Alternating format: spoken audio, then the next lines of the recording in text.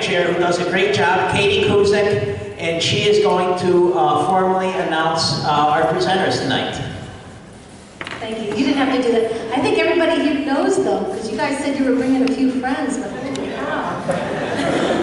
And I'm sorry, I just wanted to correct you. It's Jamie and Doug. So, That's what I said. Oh, it is. Okay, thanks. Maybe it's the German accent. Anyway, I think everybody knows why they're here tonight, so I won't talk too much, but I just wanted to announce next month's program. We're bringing back Bethany Adams. Bethany, you know her by Bethany Garrettson. She, along with Katie Rhodes, presented to our chapter a couple years ago on setting the fastest known time for the 46 high peaks. So we kind of have a 46er theme going this month and next month. And just out of curiosity, how many aspiring 46ers are there? Raise your hands. Okay. How many 46ers are there? Wow. How many people have skied any of the 46? Okay, that's what I thought. Okay. Here he is. All right, well, anyway, everybody give a warm welcome to Doug and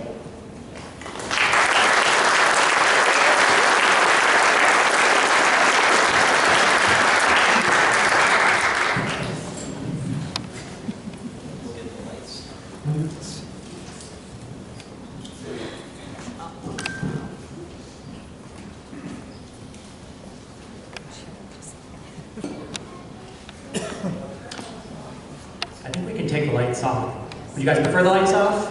Okay, lights off.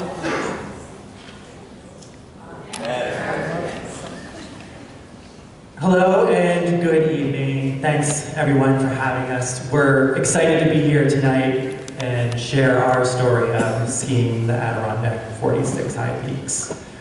I know Katie already asked how many skiers we have here tonight, and it's great to see some of you. I bet a few of you can remember back to some of the best ski runs of your life. Maybe it was a big lake effect storm, it dumped a ton of snow, you called in sick to work. Or maybe you were out in Utah or Colorado skiing waist-deep powder, or maybe it was just a beautiful bluebird day here and you got first tracks down the mountain. We would like you to forget all of those pleasant memories. We're here to tell you about 46 of the worst ski runs of our life.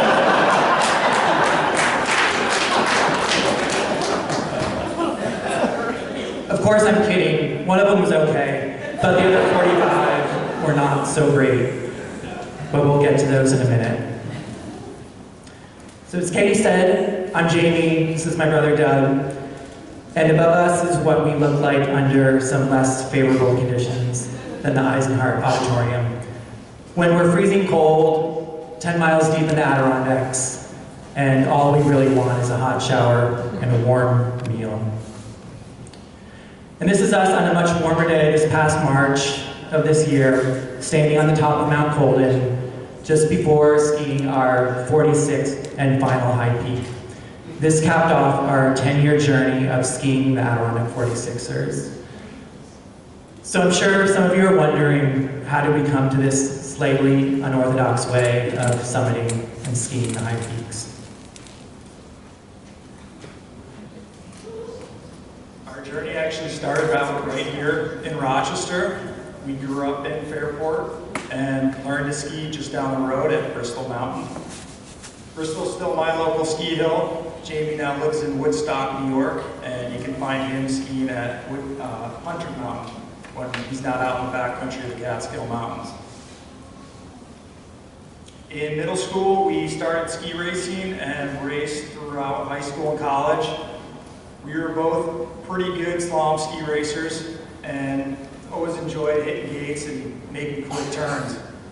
Little did we know how much all that slalom training was going to come in handy later in our journey to ski the Adirondack 46ers.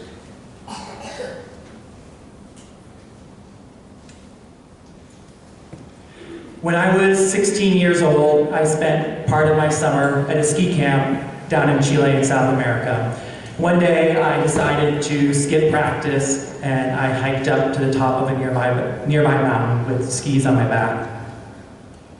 When I reached the summit, I could see the entire Andes mountain range everywhere I looked.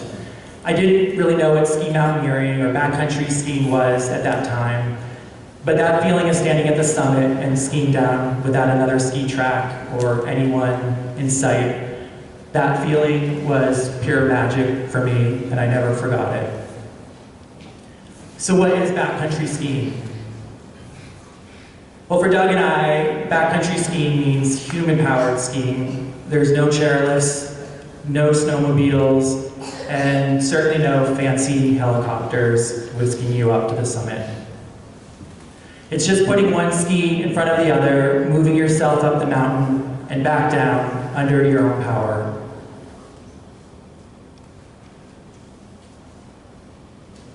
So let's take a second to talk about the gear we use, because from a distance you might think we're using regular downhill skis and boots, but there are some key differences. The touring skis we use are roughly 33% lighter than your average downhill ski. The bindings we use are called pin bindings.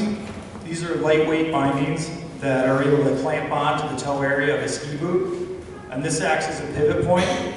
This pivot point allows the boot and binding to function much like a cross-country ski, and this gives us the ability to climb up a mountain with skis attached to our feet, essentially. In ski mountaineering, skiing uphill is known as skinning, but in order to skin up a mountain, you need climbing skins. Climbing skins are what we attach to the underside of our skis. On one side of the climbing skin, there's a sticky glue, and that glue holds the skin in place on the base of the ski. On the other side of the skin, there's some soft bristles, and these bristles allow the ski to slide forward on the snow. If the ski starts to slide backwards, those bristles will grip the snow and hold you in place. Now we're going to pass some climbing skins around the room. Take a moment to feel the material. Try sliding your hands in both directions across the bristles. You should feel a difference in how the bristles behave in each direction.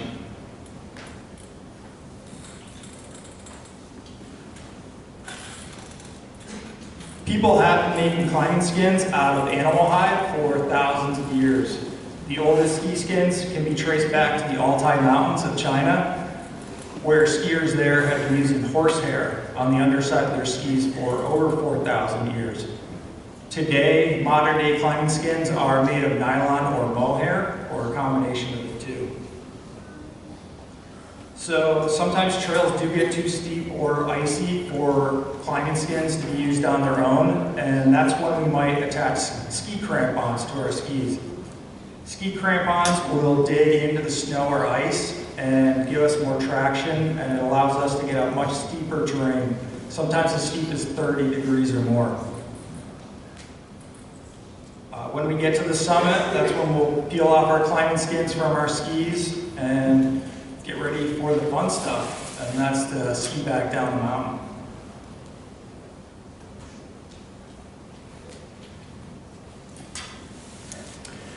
For us, skiing high peaks didn't begin in the Adirondacks. On a camping trip in 2012, Doug and I sat around a campfire and dreamed up a plan to ski the 35 highest mountains in the Catskills. Skiing the Catskills was a good way for us to test our backcountry ski skills before taking on the larger Adirondacks. The mountains are a bit smaller and the commitment is not quite as daunting. It helped give us a good idea of the gear that worked, how much food and water to bring, and just how to prepare for long, cold days in the winter. And even though they're smaller mountains, they still came with their fair share of challenges. But it was a good testing ground for us to get our skis dirty on some rocks and trees and start to figure out just how to get down them in one piece. And in 2014, 2 years after starting, we accomplished our goal of becoming the first to ski all of the Catskill high peaks. Later that spring, the Catskill 3500 Club recognized the achievement and awarded us ski certificates number 1 and 2.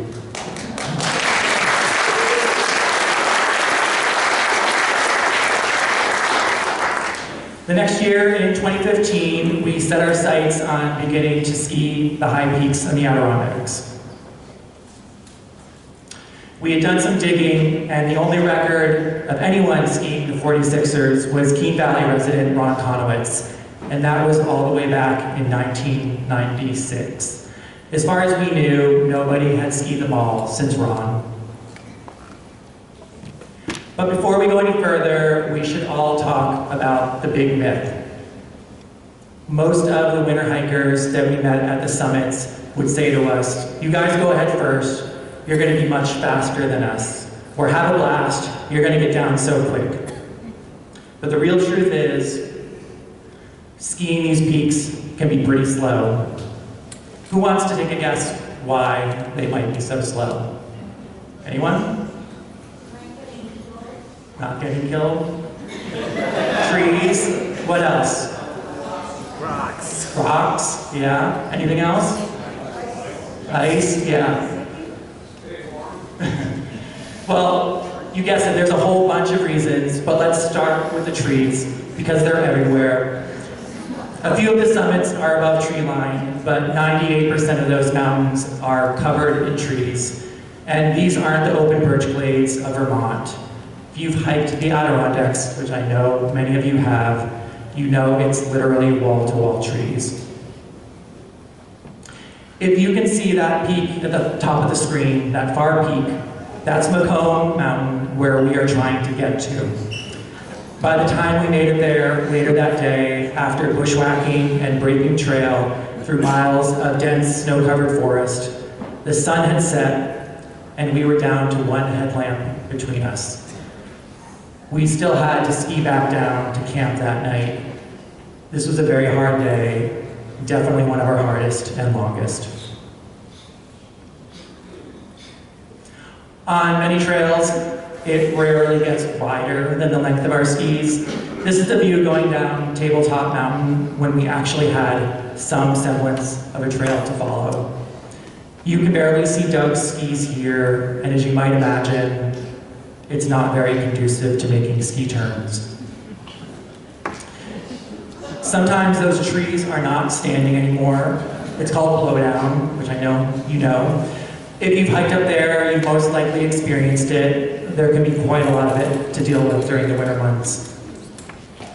If we're lucky, we can ski right under the blowdown, but we're also stubborn, and we will try to crawl under or over any obstacles in the trail to avoid taking our skis off. What about streams? There's no shortage of them, and with the warmer winters we've had lately, you're lucky if they're frozen over.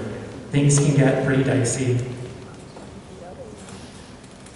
We've got long legs. We're pretty good at taking big steps when we need to. And sometimes the streams are just too wide and we have to stop and take our skis off and figure out a way across before continuing on. Other times, you might lose a ski that goes hurtling down to a frozen gully and you've got to climb down and retrieve it. This is how Doug found me one day after I slipped off of one of those really skinny footbridges. If you can't tell here, I'm face down on my stomach, straddling the bridge.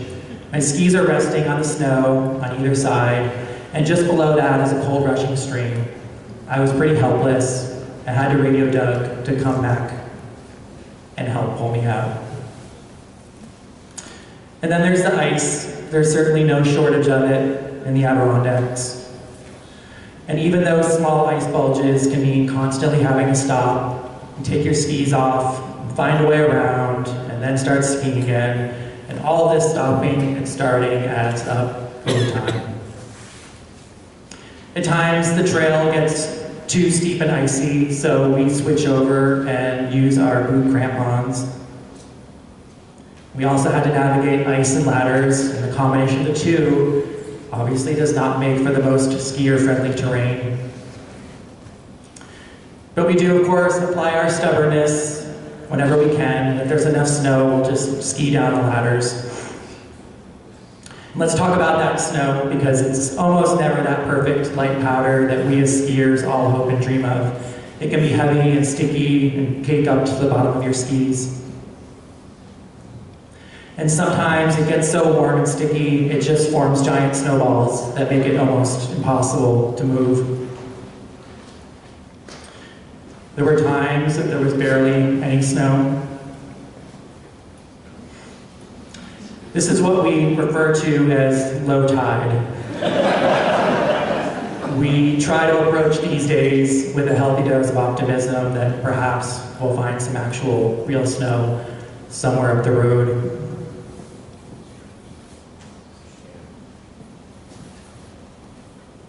Along with tough weather conditions, we skiers also face a weight disadvantage. Although our ski touring gear is lighter than your traditional downhill ski equipment, the weight still adds up. Skis, bindings, boots, and skins can weigh close to 18 pounds in total. Compare that with a winter snowshoe hiker whose snowshoes and boots might only weigh 8 pounds. That's an extra 10 pounds that we as skiers are carrying up the mountain. Now spread that out over 10, 15, 20 miles, and you're talking about a pretty good workout. A couple more stats for those of you who like numbers. During our journey, we ascended roughly 142,000 feet. To put that in perspective, that's 98 Empire State Buildings stacked on top of each other. We also traveled 580 miles on skis. We found March to be the most reliable month for skiing in the Adirondacks. We skied 21 of our 46 peaks in the month of March. The conditions are typically more favorable later in the season. Not only are the days longer and sometimes warmer, but it's also better to let the snow build up and cover as many trees and rocks as possible.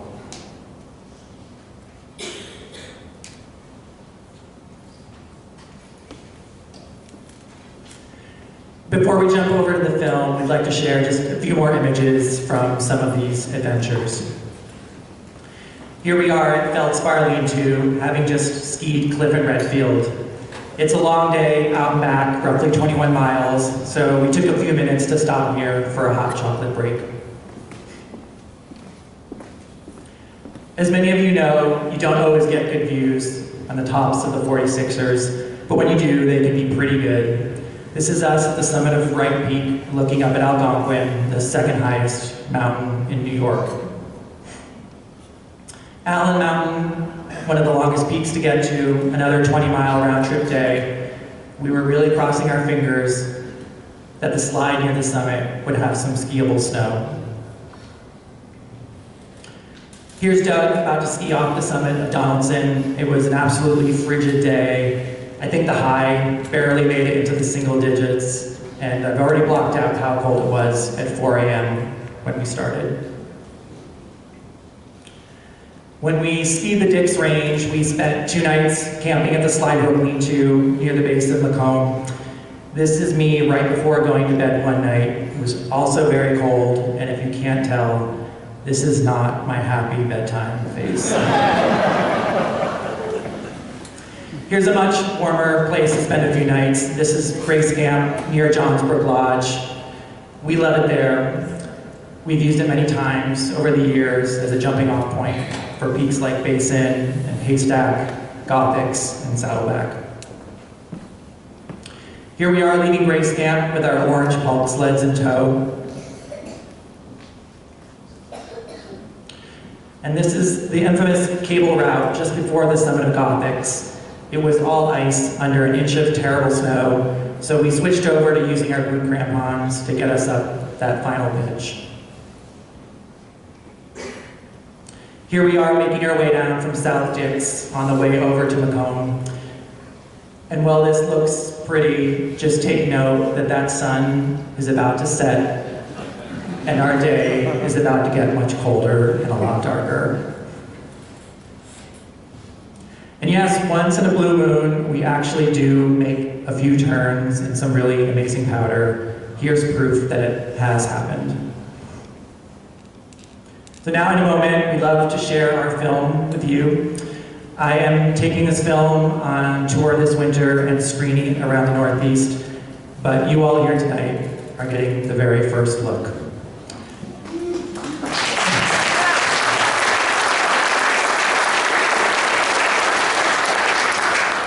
Doug and I, we would love to take some questions after, but for now, I hope you'll just sit back and enjoy Variable.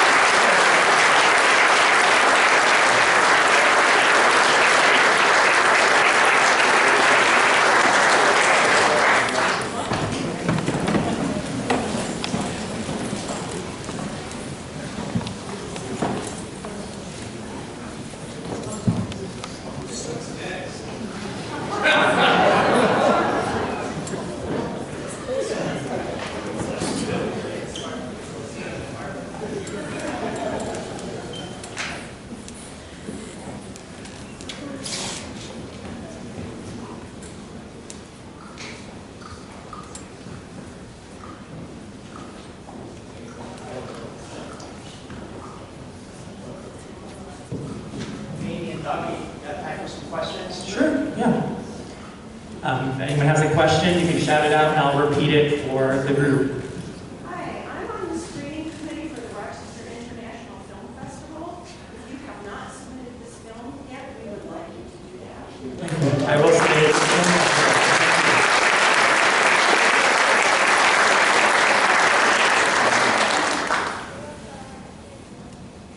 Katie? I'm curious about the title, what the title is. Visit. I'm sure some skiers recognize. So variable is a term that probably East Coast skiers use, and it just refers to the variable conditions, which is a lovingly way of saying terrible conditions. And a little bit of this, a little bit of that. Yeah. If you had to choose a couple of peaks to do again, what would you do? What peaks would we choose to do again? I think for both of us, when we skied Marcy, we just got really lucky. Marcy was one peak that we skied in April, and it was, you guys know Marcy is the tallest mountain in New York. We skied it on a bluebird day, almost 0 mile per hour winds up there. We were the only people. Marcy's above tree line, and there's sort of a natural ski bowl up there. And we took 2 or 3 runs just going back and forth, lapping the bowl at Marcy until we skied down. In April, 32 degrees, no wind. And the ski from Marcy all the way back to the Adirondack Lodge is about 7 miles. Maybe 6 of those miles is just continuous skiing. And some of it is on a ski trail that is only designated for skiers. Hikers are not allowed to use it. It's a little bit wider, and so that also makes it special. Marcy was great. Do you want to? We were surprised by Grace Peak. Both Doug and I were not looking forward to doing Grace Peak. We had planned to do Grace Peak as part of Macomb and South Dix and Huff. And that was that long day and night that we had lots of problems. We cut Grace from the plan in the middle of that day, but it just meant that we had to go back out and do it. And that was just a really pretty day, skiing through the woods. We skied a natural landslide up there. We actually made a second run up there, and just a really pretty day, kind of skiing over pillows that were along the creek there. And yeah, it was something that we were both not looking forward to, and it was actually one of our most enjoyable ski days. Weird question for you. How do you think being brothers was easier or harder than it would have been to partner with somebody else? How was it being brothers and being ski partners? It was fine. Actually, it ended up being really great, and we had started skiing in Catskill. So we probably started the ski journey about 12 years ago, a little bit longer. And I think in the beginning, especially in the Catskills and in the early Adirondacks, we were not communicating as well. I think we were assuming that one person might do the planning and one person might take care of this. And so early on, I was doing a lot of the route planning, and I knew where the trails were, and I had a lot of information in my head. And Doug wasn't as much up on that. And the thing is, if I get hurt, he needs to know what the options are to get out, what are the alternates. And so we were not communicating as well. I think when we had our incident out in Lake Colvin, that was probably a really great example. We just weren't checking in, we weren't asking each other how we were doing. We didn't set a turnaround time for that day. We just made a lot of errors that were sort of like unforced errors that we should have been better. And I think by the end of doing the Adirondacks, we've really been in sync. We've just, yeah, we both know the plan, we talk to each other a lot, and yeah, it really came together. So I don't think I would have been able to do this without Doug, and maybe vice versa. Yeah, I think obviously our ski racing backgrounds, yeah, we're both up for a similar level of punishment out there. So yeah, in the end, it was great, and I think that's what allowed us to do it. In the beginning, we were a little bit separated as far as how we were communicating. I'll take the front. So how many of the 46 actually have designated ski trails on them? I know, right, when you mentioned Varsity, did you utilize any more than those, or? We utilize both, and I think those are the two that I can. Yeah. Wright Peak also has designated ski trails that hikers are also not allowed on, and that is really fun to ski down. But those are the only two holdovers. Oh, when we did Whiteface, the conditions were terrible, so we didn't ski down the toll road, which many you know, and we didn't ski back down to Marble Mountain. We actually cut over and skied down the ski resort because it had snow, and we left a car there. So maybe that counts. Yeah.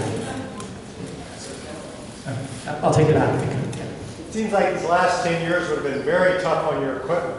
How many sets of skis or some other story about how tough it was on your gear? These skis, you're looking up at how tough was it on our gear. We skied on these skis almost all 46 peaks. There's no core shots on either. Core shot is when it hits and it goes down through all the layers. I can't explain it. We hit so many things out there. I think it's actually because you're going a lot slower versus when you're at the resort, you hit a rock, you're going to do some real damage, but here we're going way slower than you would at a resort. So. Yeah, the speed probably saved what we have. Yep. Did you have a question? Yeah. So when you guys were skiing down some of the super tight trails, how often do you encounter hikers? So the question is how we encounter other hikers. I mean, certainly there were peaks that we didn't see anyone, but on the more popular peaks, we probably, I don't know, a hand.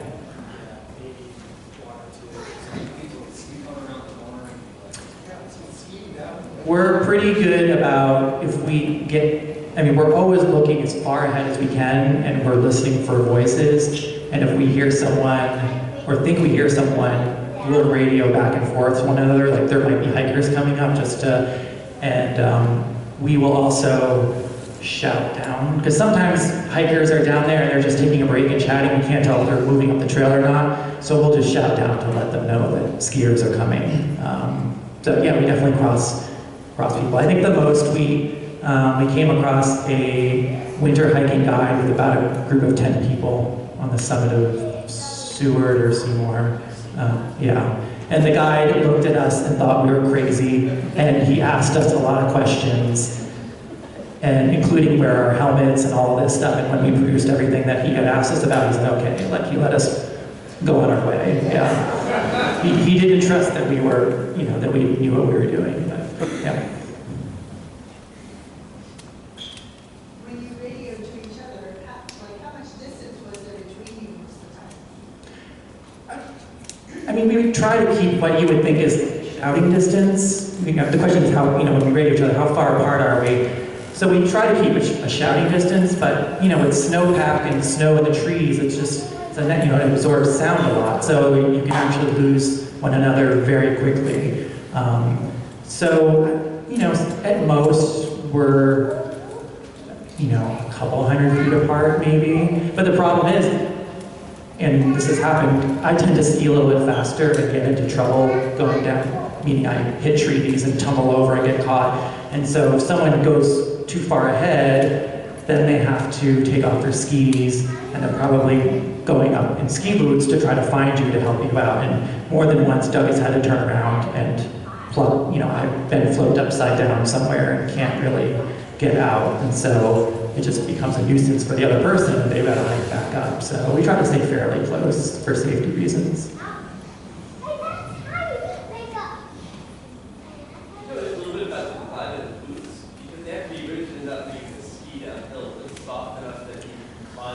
Yeah, we can expand on the boots. So the boots actually have what's called a walk mode, and so there's a release in the back. The boots are softer, typically, than a downhill boot, and then in the back, there's a clip that comes undone, and when you have the weight of your foot and your body in there, the boot actually flexes a lot more. You can even unbuckle the top portion of your boot and just leave the Velcro strap there, so it can be very flexible, like cross-country ski. And that's what you use when you're climbing up or skiing on flat ground. Looks like you had to do a bit of walking too. Is that comfortable enough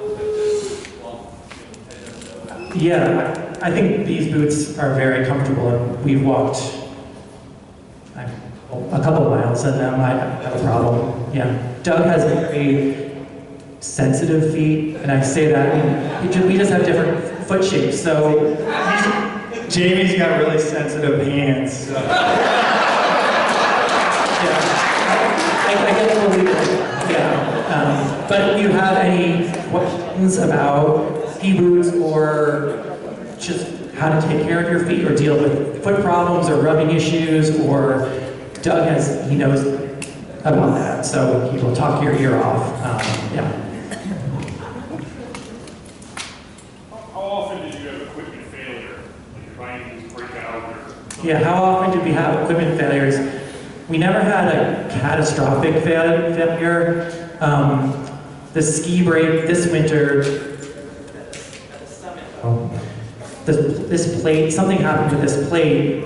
It broke, and we couldn't get the ski brake. It wouldn't push the ski brake back down, so the ski brake would go up, and if the ski brake doesn't go up, you can't actually ski on the ski. So we had to do a little bit of maneuvering there. We actually hold up the snowshoes. We started carrying very compact snowshoes that work with the ski crampons that you would put on your, or the boot crampons that you would put in your ski boots. And so if we did have a catastrophic ski failure and we couldn't ski out, we could actually use these snowshoes as flotation, because if you haven't been up there, the snow level at the high peaks, even in a terrible winter like this, at the top, you're talking 6, 7, 8 feet of snow trail, you sink up to your waist. And so you need some level of buoyancy. So that's what the skis provide, and that's why we started carrying these very small snowshoes just in case. But yeah, we were lucky. Andrew Weirach, the 2-time Olympic medalist, Lake Placid native, he was in the film. I included him in the film because he had also been trying to ski the high peaks around the same time. He had started a little bit after us. I think he skied about half of them, and then he stopped. Probably smart of him. He had a catastrophic ski failure, I think, at the very top of the marsh. And he had to ski all the way back to the Adirondack Lodge with one working ski and one ski punching into the snow. And he's won 2 Olympic medals, and he said it was a very hard day, so you don't want that to happen. With all the bushwhacking you didn't run into spruce truck problems? I just finished writing a 4,000-word article for a magazine up in the Adirondacks called Local ADK. And in that article, which will come out this winter, I went into detail about one of the peaks, Algonquin and McCoy, that I skied without Doug. And if any of you have traveled between those two peaks, both peaks are above tree line. In between is sort of a minefield of spruce traps. And I fell into a spruce trap and landed upside down and was trapped upside down. I could breathe. People die in these, especially out west. I was able to breathe, but I was still attached to my skis, which were above me, stuck on either side of the hole. And it was a very scary, panicky moment. It took me a few minutes to be able to get my bindings off of my skis. And I had an old emergency beacon that did not have any two-way communication, but I had pre-programmed in, like, there are generic messages. You can just say, press a button and it says, I'm okay, and it sends a message to anyone that you have on your list with your GPS location. When I got out, I found it was in my pack. I didn't even have it on me, so when I was upside down, if I couldn't get out, I couldn't press it. It was another mistake. When I pressed the button, the I'm okay button, it sent a message to Doug, who was back here, and my parents, and they both picked up the phone right away and called each other because they knew I was not okay. And I was worried about falling into another spruce trap, and I was all out there alone. And the winds were extremely high that day, so they were just racing my ski tracks behind me. So if I had fallen in somewhere else, no one would have really known where I was. So it was a very scary moment, and the last time that I skied at High Peak alone. After that, everything was with Doug. Got time for one more question? I'm still kind of curious how you made the transition from downhill skiing, even hitting all the gates and stuff like that, to skiing. I mean, the video you showed was skiing between trees. It was scary from here. I can only imagine what it must have been like. I mean, how did you make that transition? How? I mean, you hit a downhill gate, right, and it just kind of bounces off you. You hit one of those trees, and it doesn't bounce very much. Yeah, how or why did I or did we make the transition? Me, I live in the Catskill, I live in Woodstock. There was a period after college and after I wasn't ski racing anymore that I just became bored of skiing around here. It wasn't fun. I actually switched to snowboarding for a little bit because I just wanted a new challenge. And when I discovered backcountry skiing, it was a new challenge. And even though I knew doing this stuff in the Catskills with Adirondacks, the skiing aspect of it is debatable, but it was a new challenge. And since I had Doug to do it with, it felt exciting. Yeah, so that's why I have transitioned over to doing it. Yeah, I just needed a new challenge. I wanted to continue loving skiing, and I wasn't loving it. I actually there were some winters I skied once or twice. I would go to the mountain, I would ride the lift a couple times, and it was boring to me. And now now I ski at the resorts, and I really relish that time, and then I go out to the woods. So it's a better balance. Yeah. Wow. Can I wrap up? Well, first of all, thank you so much. This was an amazing turnout. Yeah, I really appreciate you all coming out.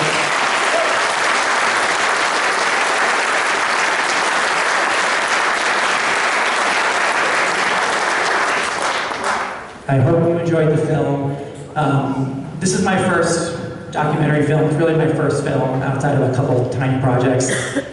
I'm taking the film on tour this winter. It'll have a premiere in Lake Placid next month, and then we'll be traveling around the Northeast. This film had no sponsorship. It was self-funded. I did everything here, so if you enjoyed it, just please please tell your friends. I would love a shout out. Variablemovie.com is where you can find everything. So I would love the support of just telling others out there. And last note, my partner in crime, Allison, is over here in the corner. We just had some shirts printed up this week. You'll probably understand the reference by it.